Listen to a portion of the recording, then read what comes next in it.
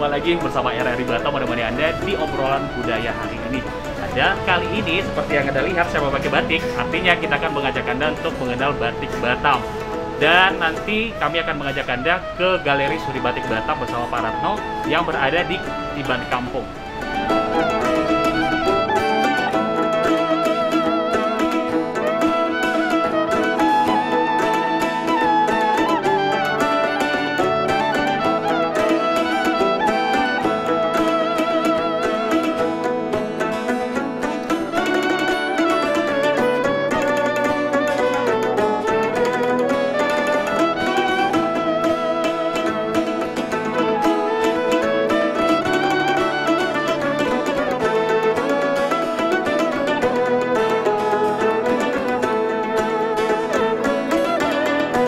Oke, pemirsa RRI Net, kali ini kami sudah sampai di Tiban Kampung di Galeri Suri Batik Batam bersama Pak Ratno. Ini tinggal jalan 15 meter lagi dari Gapuranya. Nanti kita akan langsung ke galeri. Ayo.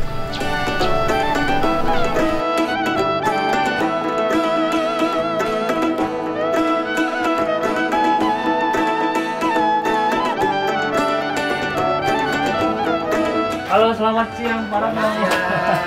Udah lama nungguin Pak ya? Udah lama ya, udah lama. Kita kenal? Iya tadi lumayan tadi agak macet biasa lah Pak ya, di daerah Sotling kan. Oke maju, kita tengok dulu.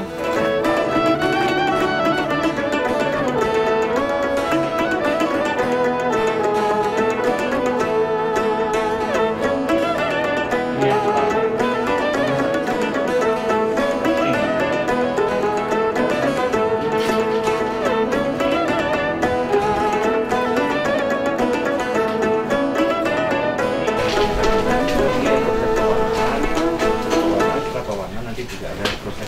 Proses berikutnya ini batik yang cap ya Pak? Betul, batik yang cap ya. Oke Pak Rano, kita mungkin boleh ngobrol-ngobrol biar lebih dalam lagi. Silakan nih Pak.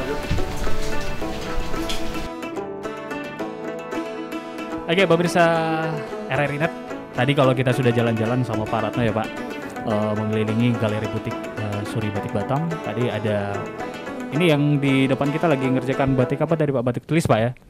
Dan lagi proses penutupan. Oh boleh mic ya Pak? Biar agak kedengaran. Lagi proses penutupan Mas. Tadi juga pemirsa kita sudah lihat ada proses pewarnaan Pak ya, buat batik cap. Batik cap. Oke. Nah, kita akan tanya-tanya ini kepada Pak Ratno bagaimana sih awalnya kenapa bisa menjadi pengrajin batik. Soalnya tadi kami sudah sempat briefing sama Pak Ratno. Ternyata awalnya bukan orang kesenian batik. Agak sedikit dadakan tapi ilmunya dapat gitu Pak ya. Masih baru dari 2014. Selengkapnya kita akan tanya sama Pak Ratno gimana sih profil Pak Ratno bisa melahirkan batik Batam. Karena kita tahu batik itu nasional kan, dari Sabang sampai Merauke ada. Tapi setiap daerah itu biasanya membawakan ciri khasnya masing-masing. Kalau Batam ya dengan apa Pak? Motif ikan marlin. Motif ikan marlin Iya, gitu ya. iya. Karena kita daerah kepulauan Pak ya. Iya. Pak Ratno, Siap. salam sehat. Alhamdulillah sehat. Salam sehat. Pak Ratno, gimana ceritanya Pak Ratno bisa jadi seorang pembatik? Sementara di Batam kan nggak ada, sebelumnya kan nggak ada batik kan Pak di Batam kan? Betul. Sebelumnya kan tidak ada. Itu awal ceritanya Pak Ratno gimana? Nah, baik Mas. Assalamualaikum warahmatullahi wabarakatuh. Nah begini Mas, kalau untuk proses perjalanan batik ini dari awal mungkin kalau saya ceritakan panjang. Saya ambil poin-poinnya saja. Yang pertama, dulu kami memang di Batam ini sudah 2014 tuh memang kami sama batik buta batik Mas. Ketika kami dibujuk dari pemerintah suruh membuka namanya KUB, kelompok usaha bersama. Kelompok usaha bersama. Ya betul. Nah kelompok usaha bersama itu ada 5 orang yang kami sudah rekrut juga lah untuk bekerja di sini untuk membantu-bantu. Nah progres awalnya Mas, kami memang tertarik dari sisi batik Batam ini dari motifnya Mas. Ketika motif batik Batam itu sudah saya implementasikan di kain, ternyata itu tidak akan ada habisnya. Itu kan awalnya kan belum ada batik tuh Pak. Belum ada. Di Batam kan. Iya. Kenapa bisa tertarik? Kenapa kepikiran ingin berusaha batik? Betul. Untuk batik Mas, kami di Batam ini dulu ketika ada orang yang datang ke Batam, ini Batam ini mayoritas kan pegawai di perusahaan ataupun di gitu, kawasan industri. Nah, ketika saya mengangkat batik Batam melalui batik Melayunya, itu kami yang pertama juga ingin mempertahankan melestarikan budaya kebudayaan Melayu. Nah, mengapa kebudayaan Melayu ini kan bermacam-macam Mas. Kita dikelilingi kepulauan. Tentunya kami juga mempunyai gagasan ke depannya seperti apa motif-motif yang ingin saya gunakan di batik Batam. Jadi kayak ibarat mendayung perahu 2-3 bulan terlampaui Pak ya. Mas, kebudayaan batiknya dapat, terus juga menerapkan motif-motif dari kebudayaan Melayu. Nah, di sisi lain juga batik Batam ini sebenarnya unik Mas. Kami sebenarnya ini mengadopsi dengan biota laut karena Batam sendiri juga dikelilingi kepulauan. Yang keduanya juga mengangkat apa yang ada isinya di laut itu. Nah, seperti ini Mas. Tripang ini kan ya sebenarnya sudah kalau gambar tripang nih Pak. Tripang, nah betul. Ada gonggong, ada ini. Ini yang apa Pak ini? Batik apa nih jenisnya? Ini tripang. Tripang batik yang dicap atau di mana Pak? Ini yang motif cap. Dicap begitu. Panjang progres batik di Batam ini. Ketika dulu kami sudah melakukan sebulan, itu memang banyak orang yang bilang, alah itu cuman sebentar saja paling tutup kembali. Nah, dari situlah itu kami ambil untuk motivasikan ke depannya biar kami tetap semangat. Banyak Mas ejek-ejekan, alah batik Batam apa sih? Nah itulah. Nah, sekarang kami buktikan sendiri dengan adanya batik Batam ini, artinya orang yang datang ke Batam sekarang sudah beralih cendera matanya ke batik. Ke batik ya. Betul. Karena di Batam kan juga turisnya kan ini kebanyakan dari luar negeri juga kan Pak. Betul. Jadi selain mereka dapat kebudayaan Melayunya, dapat batiknya juga. Nah, yang memulai atau yang yang membuat Bapak jadi semangat untuk membuat batik ini atau yang mengajarkannya siapa Pak? Ini kami sebenarnya pernah belajar berkali-kali ke Pekalongan dan Jogja Mas. Karena batik sendiri itu motif-motifnya pun sangat luas. Ketika kita implementasikan di kain, gambar apapun sejelek apapun, ketika nanti pewarnaannya bagus, batiknya akan menjadi mahal. Nah, itulah kami yang tertarik kami Mas. Padahal cuma goresan gitu, tetapi hasil jualnya juga lumayan tinggi gitu. Gitu jadi, Mas. Jadi karena memang Pak Rano tadi bilang kan kalau awalnya tidak ada basic batik. Betul. Tidak ada basic batik, langsung mendatangkan pembatik dari daerah Jawa, ya. dari Pekalongan gitu ya. Itu berapa lama tuh Pak Ratno baru bisa mempraktekkan lah, mengaplikasikan sampai sekarang besar sekali loh Pak galeri butik Bapak ini, bahkan juga saya dari mereknya Pak ya, yang itu ya dari Suri Batik itu. Iya. Udah kayak familiar sekali di Batam Pak.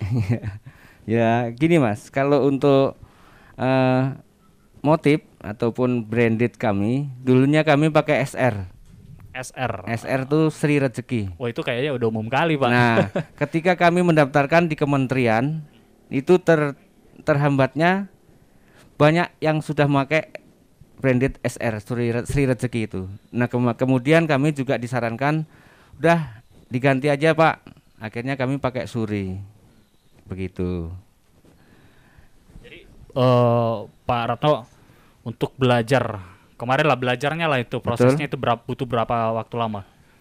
Kalau progres Mas, terus terang saja kami memang memerlukan waktu panjang karena batik ini yang paling susah. Kami belajarnya paling susah dulu yaitu mencanting. Kalau mencanting itu sudah bisa, tentunya yang lain tinggal mengikutin. Apalagi yang mengecap seperti ini, ketika ada cap, ada kain, pasti jadi batik.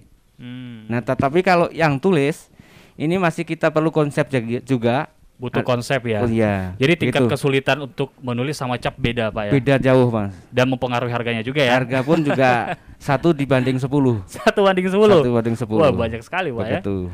Ya. Oke. Nanti mungkin Pak boleh ajarkan saya juga sih Pak, gimana sih cara membatik gitu. Boleh. tahap-tahapnya gimana. Oke, pemirsa RRI Net, nanti kita akan lanjut lagi bersama Pak Ratno untuk mengajarkan kita bagaimana caranya untuk membuat sebuah batik. Tetap di RRI Net, RRI Batam. Mana Pak PA-nya nih?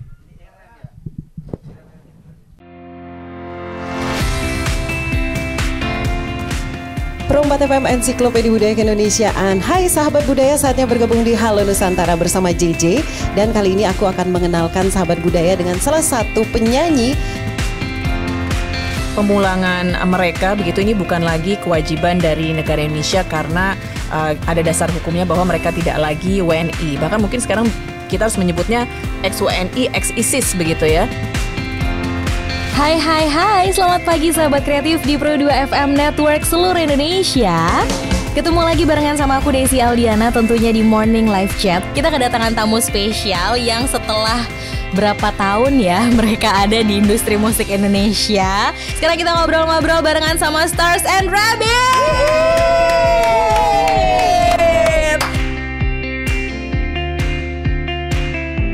Masih bersama-sama Iki dan Ido di Pro Dangdut. Dangdut adalah kita. Apa kabar nih para pendengar Pro Dangdut? Pro Dangdut, Dangdut adalah kita.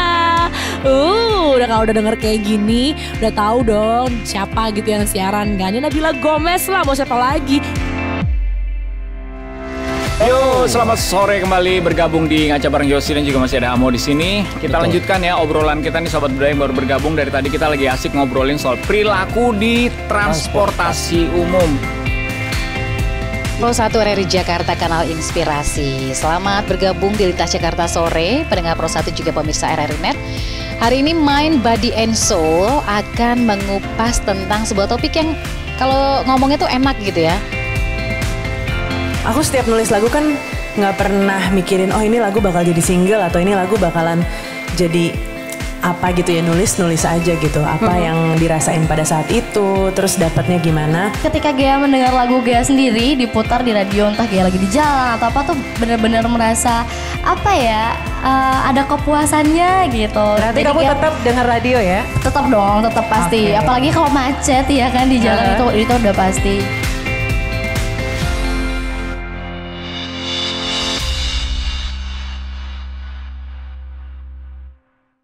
Belajar di Pro 2, Guru Keliling. Pandemi COVID-19 hingga saat ini masih menjadi kewaspadaan bersama, membuat kita membatasi aktivitas termasuk sekolah. Namun, belajar mengajar terus diupayakan terselenggara, sehingga siswa tetap bisa belajar. Tak terkecuali siswa berkebutuhan khusus. Kamu bisa belajar. Guru Keliling. Program inisiasi RRI bersama sekolah, di mana guru mendatangi siswanya di rumah selama pandemi COVID-19. Prioritas program ini untuk siswa-siswi berkebutuhan khusus dari sekolah luar biasa atau SLB, yang paling merasakan dampak selama COVID-19 karena kesulitan menerima pembelajaran melalui daring. Semua murid, semua guru. RRI di seluruh Indonesia bekerja sama dengan sekolah di daerahnya serentak melaksanakan program Guru Keliling mulai awal Oktober 2020. Selamat datang di tatanan kehidupan baru. Kita saat ini dihadapkan pada ketidakpastian. Tidak pasti kapan corona akan berakhir. Banyak ketidakpastian yang harus kita hadapi. Di satu sisi, virus corona juga telah merubah banyak hal di kehidupan kita tanpa kita sadari. Jika Anda ingin tetap bisa bertahan dan selamat dari pandemi ini, sebaiknya persiapkan diri Anda untuk beradaptasi dan menjalankan tatanan kehidupan baru. Dalam prediksi tatanan kehidupan baru, kesehatan dan kebersihan menjadi komoditas nomor 1.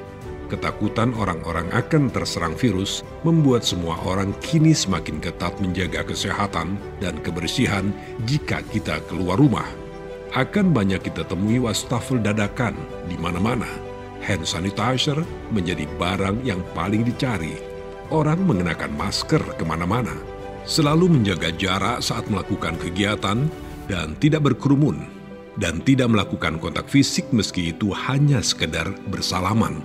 Vitamin dan jamu menjadi barang yang banyak dikonsumsi selain makanan pokok. Sebelum bepergian, orang akan dicek dulu suhu tubuhnya, dan tidak akan diizinkan melanjutkan perjalanan jika terindikasi tidak sehat. Dan akan selalu dilakukan cek suhu tubuh ketika berkegiatan sosial seperti di mal, rumah makan, atau di mana saja. Tidak menutup kemungkinan ke depan orang akan diwajibkan membawa dokumen kesehatan pribadi saat bepergian. Atau bisa jadi sistem pelacakan kesehatan di bandara dan terminal transportasi umum lainnya akan menjadi lebih praktis dan mudah. Nah, selamat datang di Tatanan Kehidupan Baru. #Indonesia Tatanan Kehidupan Baru.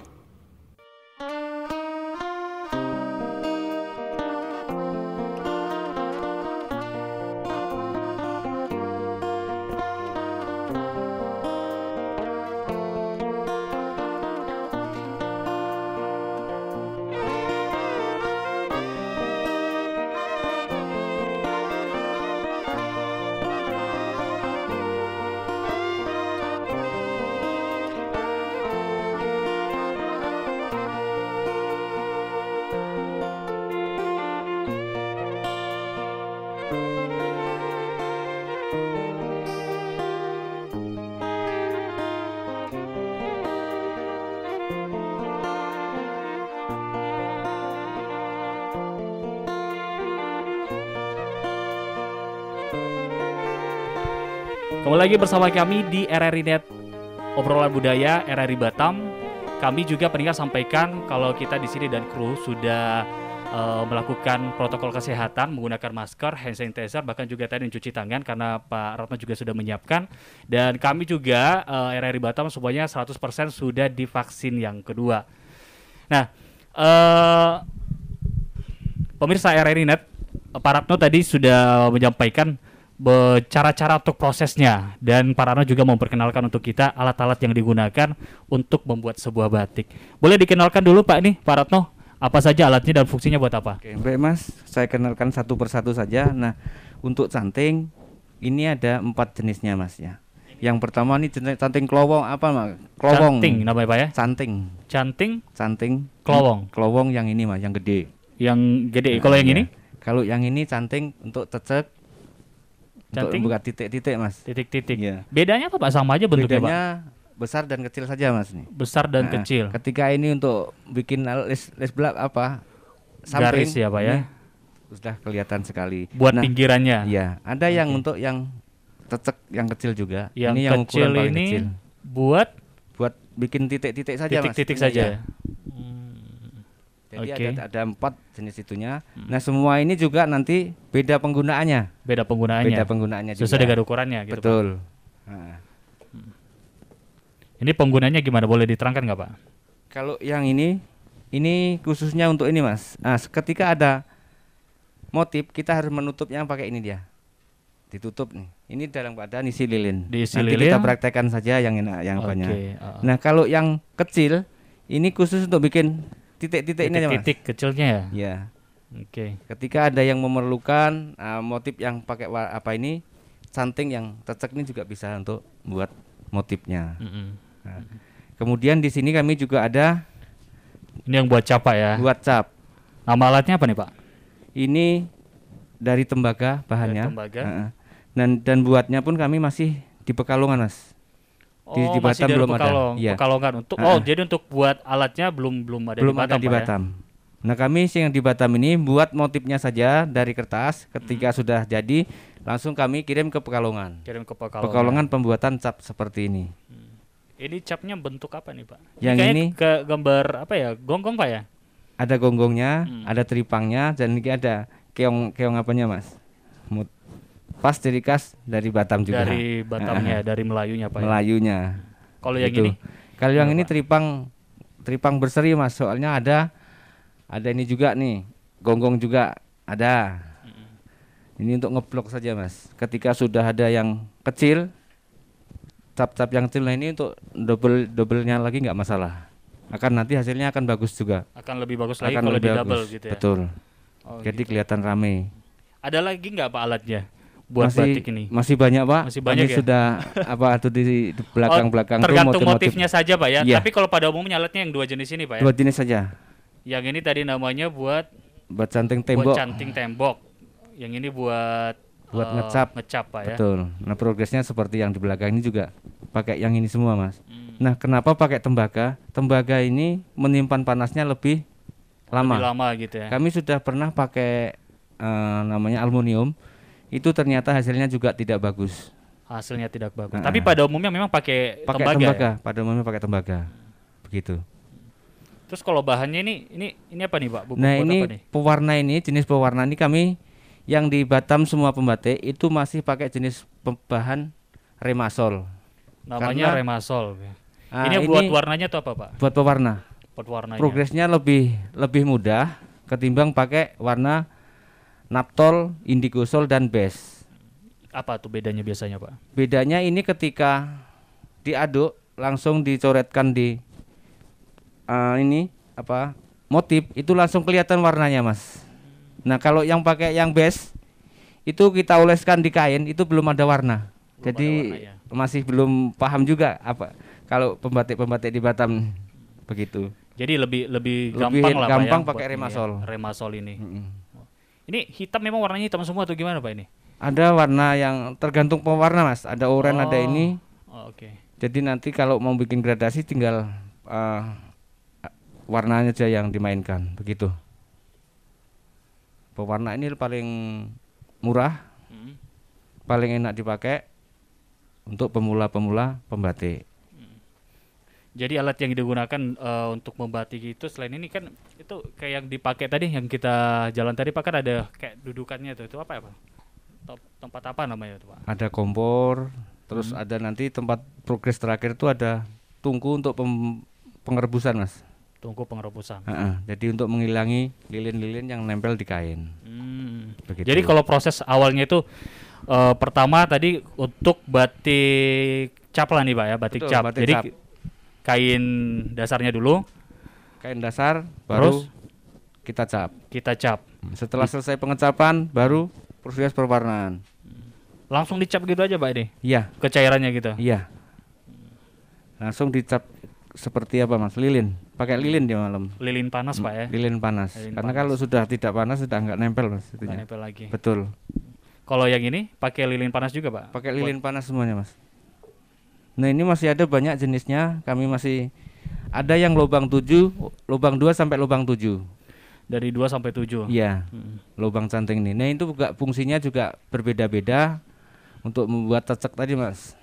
Jadi untuk memenuhi kain, motif kain tadi begitu. Jadi kalau motif yang bisa dibuat apa saja Pak dengan alat ini, canting ini?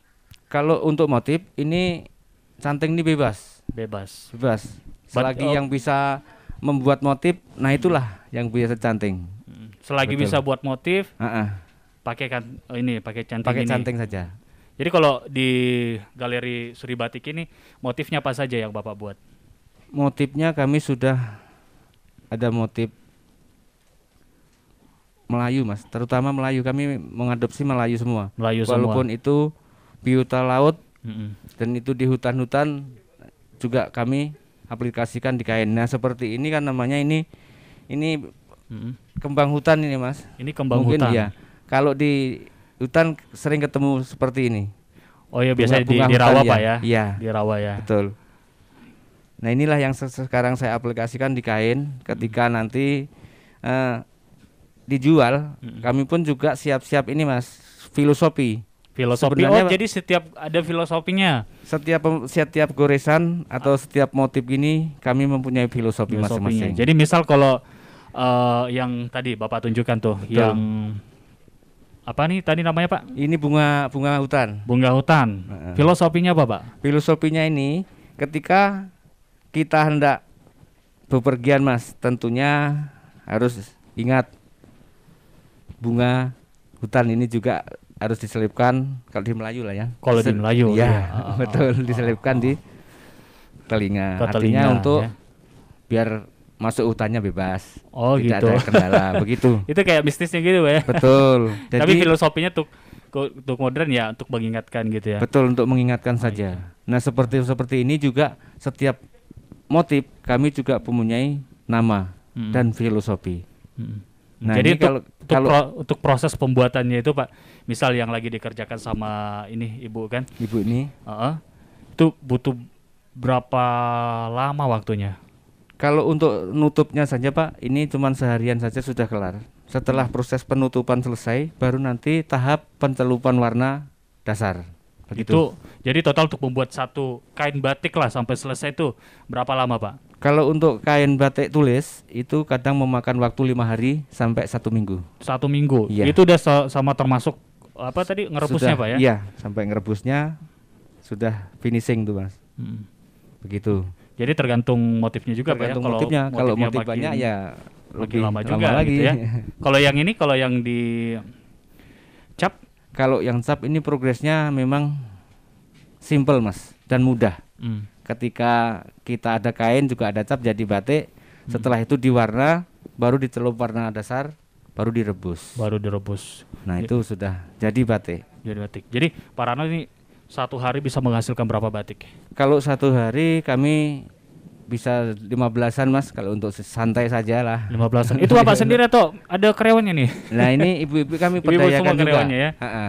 Berapa orang semua di sini? Sebenarnya kami sudah ada 10-an atau 12 Mas, cuman yang aktif ini ada ibu-ibu yang 5 orang, ya tetangga-tetangga kami Mas. Artinya gini. Jadi pemberdayaan tentang ibu-ibu kita. di sini ya. Betul.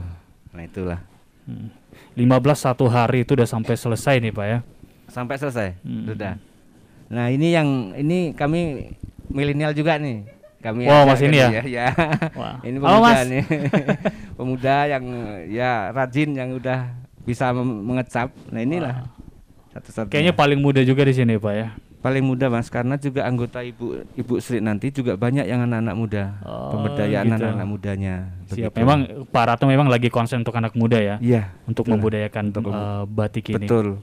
Nah, begitu.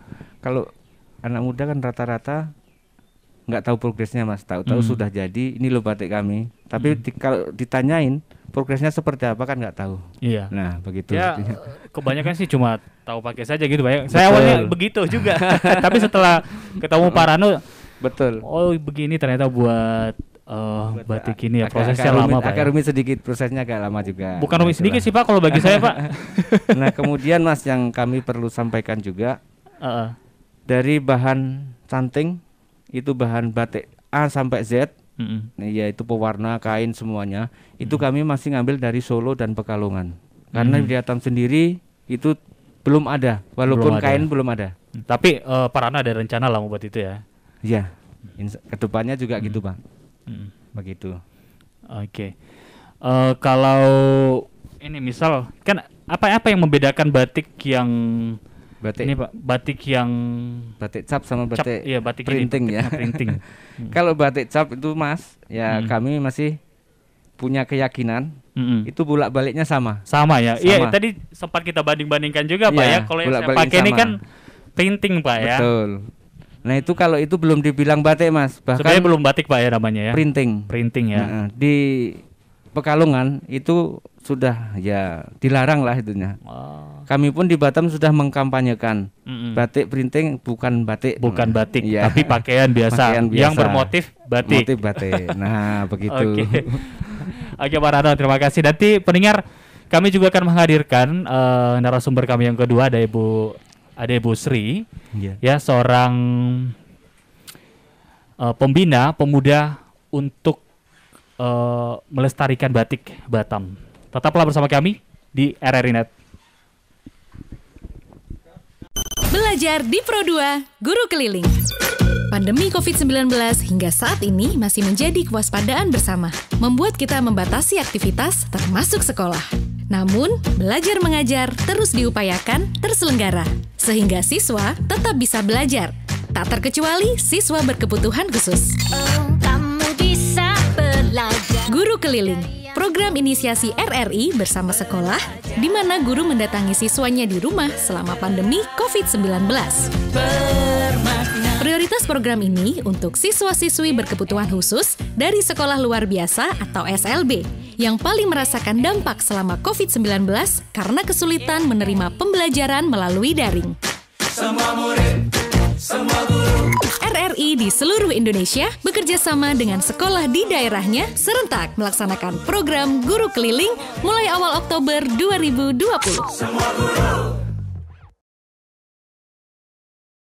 Minda, katanya kita harus pakai istilah tatanan kehidupan baru ya, bukan new normal. Iya, biar mudah dipahami. Oh gitu, benar juga sih.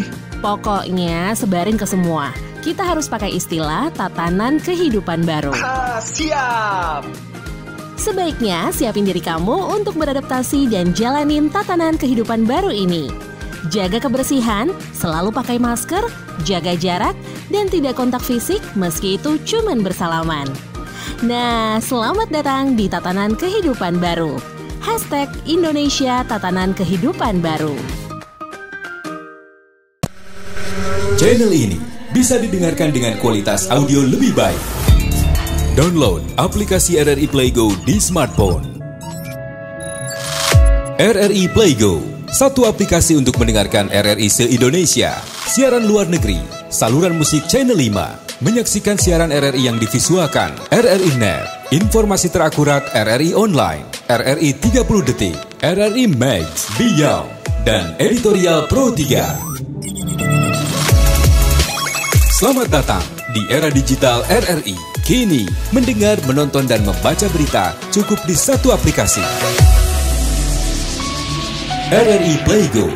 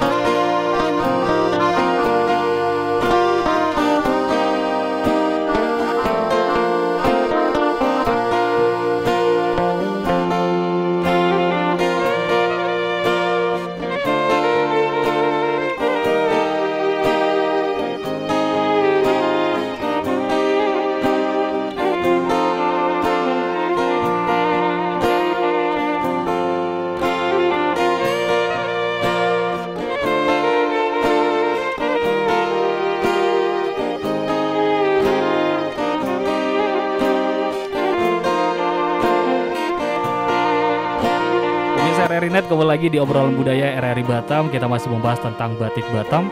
Nah, sekarang sudah hadir ada Ibu Sri, seorang pembina pemuda untuk batik Batam. Sehat, Bu? Alhamdulillah. Alhamdulillah. Jadi gimana, Bu, respon anak-anak muda di Batam terkait tentang batik ini? Selamat siang, Mas. Terima kasih untuk anak-anak muda khususnya di wilayah Tiban Lama ini. Kita sudah alhamdulillah anak-anak muda masih mau untuk kita perkenalkan dengan batik. Selama kami mendirikan membuka galeri batik, anak-anak kita rangkul yang sudah tamat sekolah, yang tidak meneruskan lagi pendidikannya, mulai sejak awal kami buka galeri baru 2-3 orang yang mau. Sekarang alhamdulillah sudah 15 orang. 15 orang pemuda. Termasuk Mas yang di belakang kita. Iya, benar. Yang paling muda kayaknya di sini. Iya. Berapa umurnya, Mas? 21 masih muda sekali, Bu ya. Iya. Wah, ini kayaknya bakal jadi pengusaha batik sukses nih. Amin ya. Iya. Jadi pembinaan seperti apa yang Ibu Sri berikan kepada anak-anak muda? Awal-awalnya kita perkenalkan dulu apa sih itu batik untuk jiwa mudanya. Kita kenalkan batiknya itu seperti apa, nanti pergunaannya untuk apa. Jadi awal kita mengajarin anak-anak itu juga step by step. Jadi biar masuk ke hatinya bahwa batik itu juga bisa untuk melestarikan budaya bangsa. Jadi anak-anak muda ini kita beri motivasi dulu untuk belajar membatik. Awalnya itu kita kenalkan peralatannya dulu, bahan bakunya dulu, kemudian kita ajarkan satu persatu bagaimana cara mengecap, bagaimana cara menyanting, memberi warna. Kemudian perjalanan dari mulai kita ajarkan anak-anak itu, alhamdulillah anak-anak sudah mulai bisa untuk belajar membatik. Dan banyak juga yang tertarik, Bu ya, dari 15 orang, Bu ya, yang itu. Sudah membatik ikut memproduksi batik juga di sini ya. Dan tadi sempat ngobrol juga sama Pak Rano, Pak ya.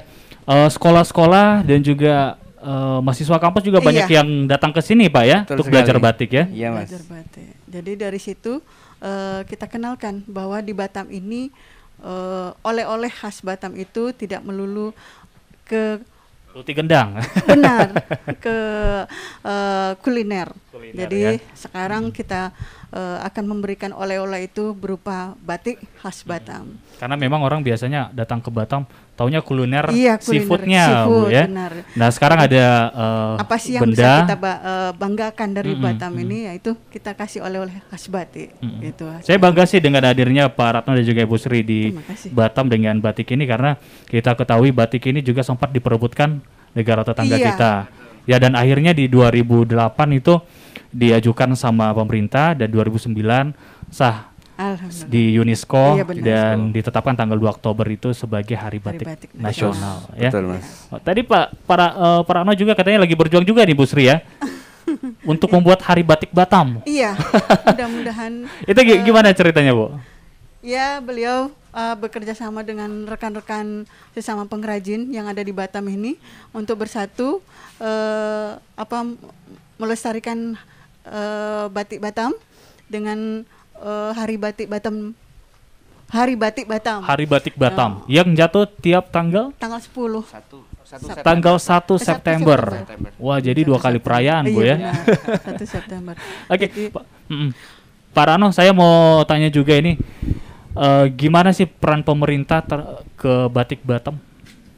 Baik, Mas Ayu, Mas Joshua. Begini, kalau sekarang peran pemerintah ke semua pembatik yang ada di Batam ini sudah ada kemajuan.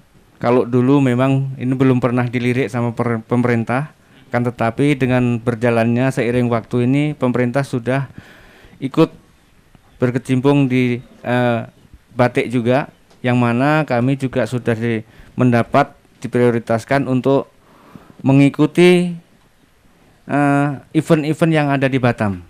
Jadi ada menampilkan karya-karya dari Galeri Suri Batik, Pak ya. Betul. Juga dipromosikan ke luar negeri, Singapura, Malaysia pun sudah hafal mungkin kalau batik suri. Juga alhamdulillah pemerintah juga sudah memfasilitasi semua pengrajin yang ada di Batam ini untuk bisa lebih maju lagi, yaitu mendatangkan guru-guru yang dari Jawa. Wow. Begitu. Jadi langsung dari Jawa ya, bukan hanya pembatik di sini saja ya. Wow. Luar biasa, mudah-mudahan batik Batam nanti makin berkembang ya Pak Ratno ya, dan Bu Sri. Mudah-mudahan, Mas. Amin. Oke. Pendengar, demikian obrolan kami di obrolan budaya hari ini, dan kami mau ngajak ini pendengar untuk menyaksikan bersama Pak Ratno dan Bu Sri. Ini mau mengajari saya bagaimana caranya untuk melakukan pembatikan ya. Baik.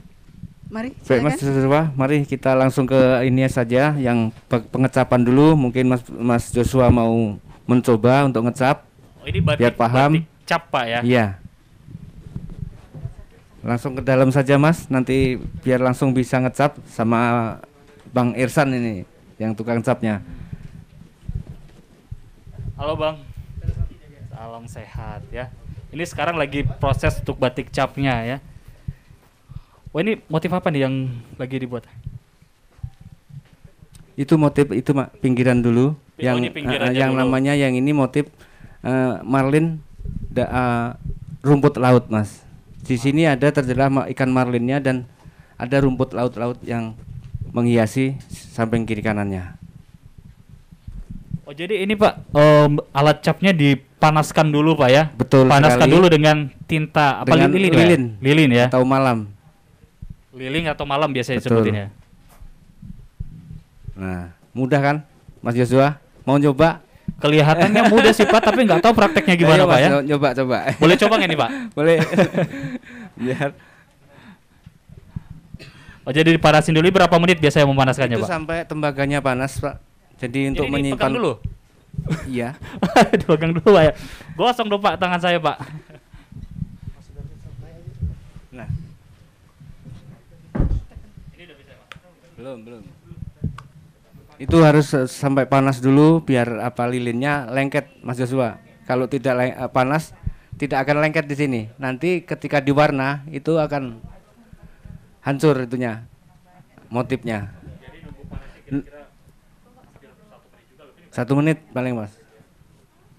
Biar hasilnya pun bagus juga.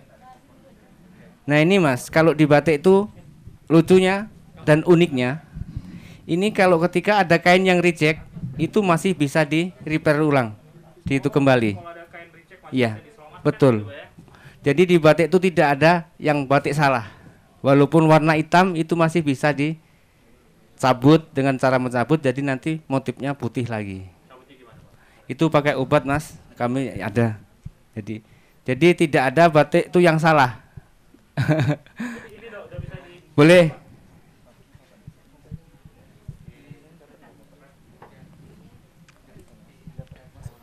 Ya, agak dikecat-kecati Mas biar apa? Nah. Udah, langsung ditekankan di sini saja. Ya. Ya, di bawah tengah. Oh, nah itu terlalu apa Mas? Ya, terlalu nekan. Nah, jadi kayaknya agak-agak sekali lagi yang di sebelah sini. Dicelupin lagi. Baru dikebas sampai itu Mas. Ya. Betul. Oke. Nggak perlu lama ya, sudah langsung di.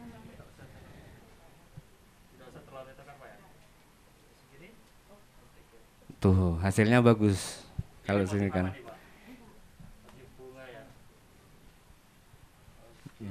Jadi kalau sudah habis dicap seperti ini Pak, panasin lagi, tunggu lagi. Tunggu, iya. Kalau sudah sekali cap. Biasanya kalau yang sudah ahli Mak itu ya.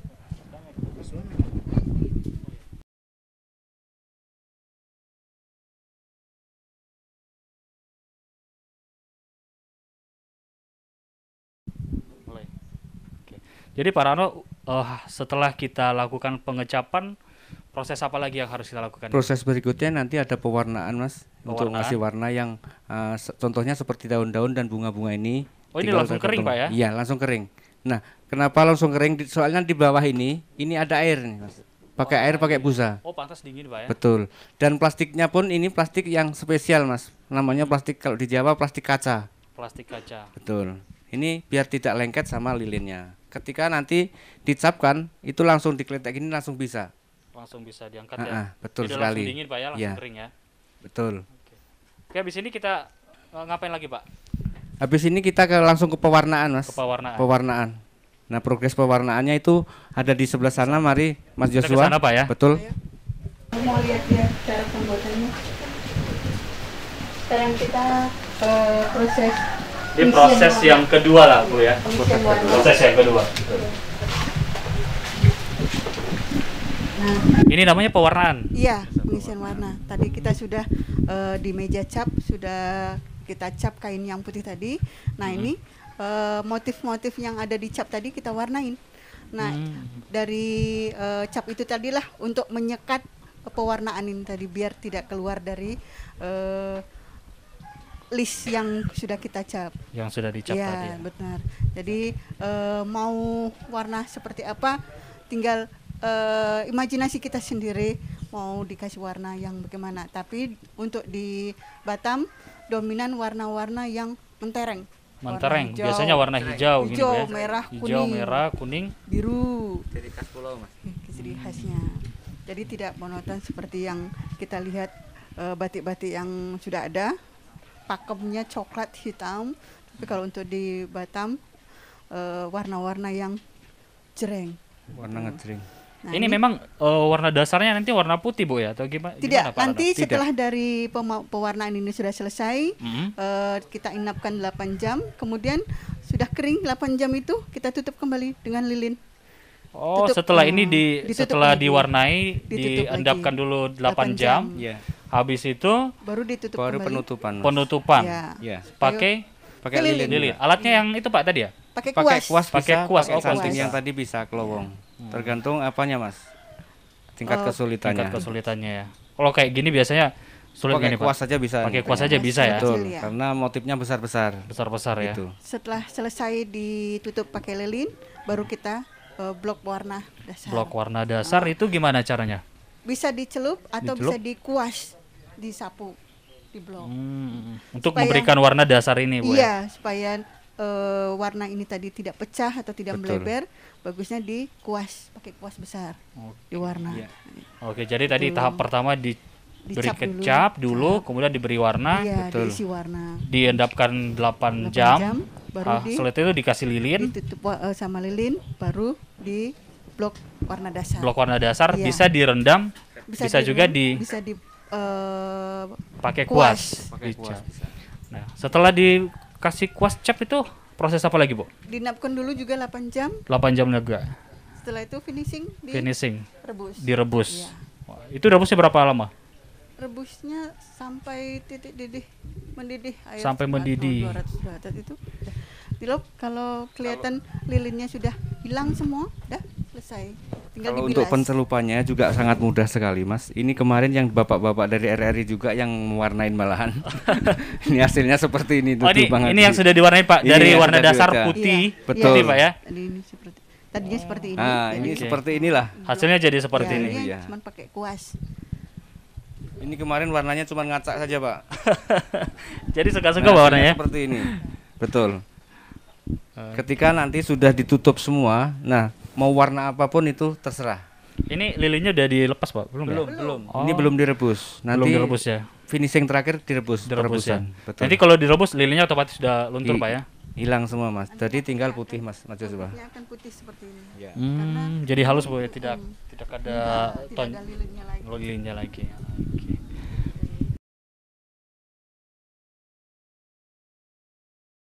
Nah, pemirsa RRI Net, jadi begitu proses untuk membuat sebuah kain batik. Jadi prosesnya cukup panjang juga, Bu, ya. Cukup panjang. Tidak cukup 1 jam, Bu, ya.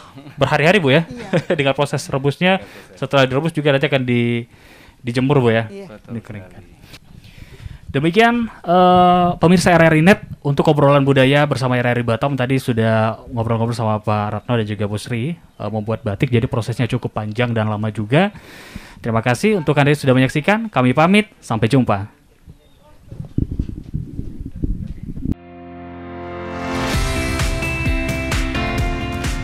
Perombat FM Ensiklopedia Budaya Keindonesiaan. Hai sahabat budaya, saatnya bergabung di Halo Nusantara bersama JJ. Dan kali ini aku akan mengenalkan sahabat budaya dengan salah satu penyanyi. Pemulangan mereka begitu ini bukan lagi kewajiban dari negara Indonesia karena ada dasar hukumnya bahwa mereka tidak lagi WNI. Bahkan mungkin sekarang kita harus menyebutnya ex-WNI, ex-ISIS begitu ya.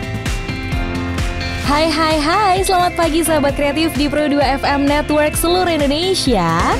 Ketemu lagi barengan sama aku Desi Aldiana tentunya di Morning Live Chat. Kita kedatangan tamu spesial yang setelah berapa tahun ya mereka ada di industri musik Indonesia. Sekarang kita ngobrol-ngobrol barengan sama Stars and Rabbit.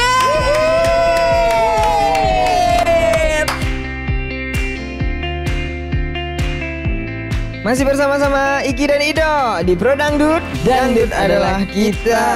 Apa kabar nih para pendengar Pro Dangdut? Pro Dangdut, Dangdut adalah kita. Kalau udah denger kayak gini, udah tahu dong siapa gitu yang siaran kan? Ini Nabila Gomez lah, mau siapa lagi? Yo, selamat sore kembali bergabung di Ngaca bareng Yosi dan juga masih ada Amo di sini. Kita lanjutkan ya obrolan kita nih sobat budaya yang baru bergabung. Dari tadi kita lagi asik ngobrolin soal perilaku di transportasi umum. Pro 1 RRI Jakarta Kanal Inspirasi. Selamat bergabung di Lintas Jakarta Sore, pendengar Pro 1 juga pemirsa RRI Net. Hari ini Mind, Body and Soul akan mengupas tentang sebuah topik yang kalau ngomongnya tuh enak gitu ya. Aku setiap nulis lagu kan nggak pernah mikirin, oh ini lagu bakal jadi single atau ini lagu bakalan jadi apa gitu ya, nulis aja gitu. Apa yang dirasain pada saat itu, terus dapatnya gimana. Ketika Gea mendengar lagu Gea sendiri diputar di radio, entah Gea lagi di jalan atau apa, tuh benar-benar merasa apa ya, ada kepuasannya gitu. Berarti kamu tetap dengar radio ya? Tetap dong, tetap pasti. Okay. Apalagi kalau macet ya kan di jalan, itu udah pasti.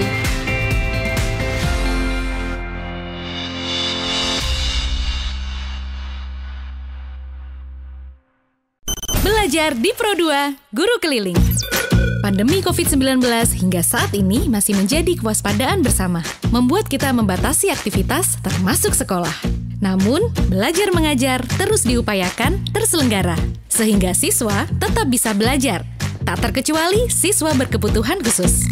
Kamu bisa belajar. Guru Keliling, program inisiasi RRI bersama sekolah, di mana guru mendatangi siswanya di rumah selama pandemi COVID-19. Prioritas program ini untuk siswa-siswi berkebutuhan khusus dari sekolah luar biasa atau SLB yang paling merasakan dampak selama COVID-19 karena kesulitan menerima pembelajaran melalui daring. Semua murid, semua guru. RRI di seluruh Indonesia bekerja sama dengan sekolah di daerahnya serentak melaksanakan program Guru Keliling mulai awal Oktober 2020. Semua guru.